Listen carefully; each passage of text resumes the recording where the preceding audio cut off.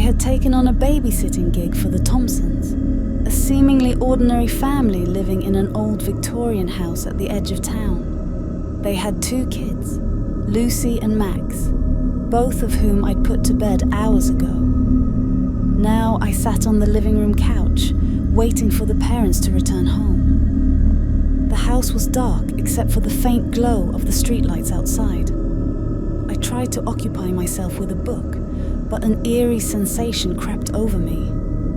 It was a chilling feeling, as if unseen eyes were watching. Then I heard it, a faint whisper, like a sigh carried on the wind. My skin prickled and I dismissed it as my imagination. But as the night wore on, the whispers grew louder and more distinct.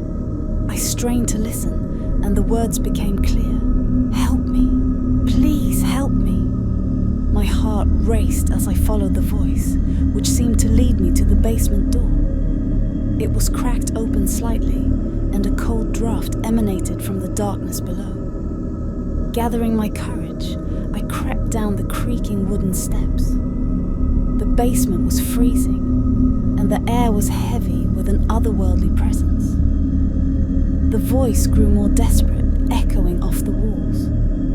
It was coming from a small, dusty corner where a collection of old, forgotten toys lay.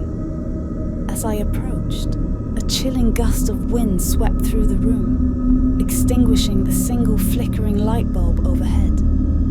In the pitch-black darkness, I felt a cold, bony hand grip my wrist. I shrieked and pulled away, scrambling to find the stairs. The basement door slammed shut with an echoing boom, trapping me in the darkness. Panicking, I fumbled for my phone and turned on its flashlight.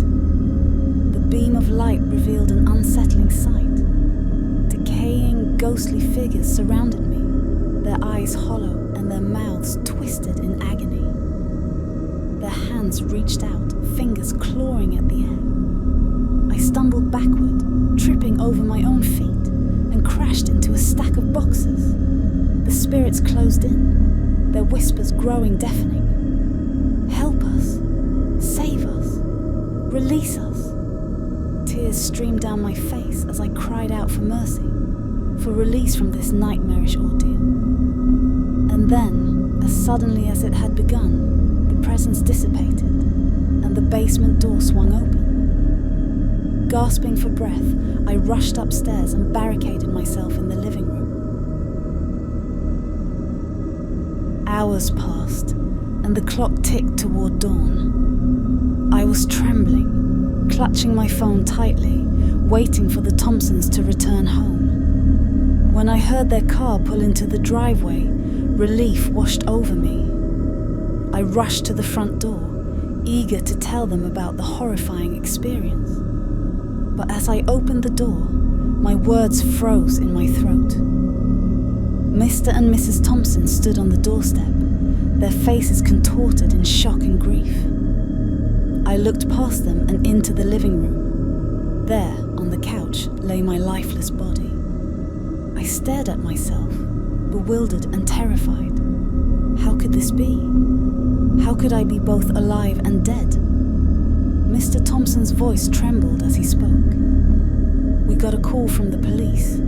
There was an accident on the way back home. They found you, dead."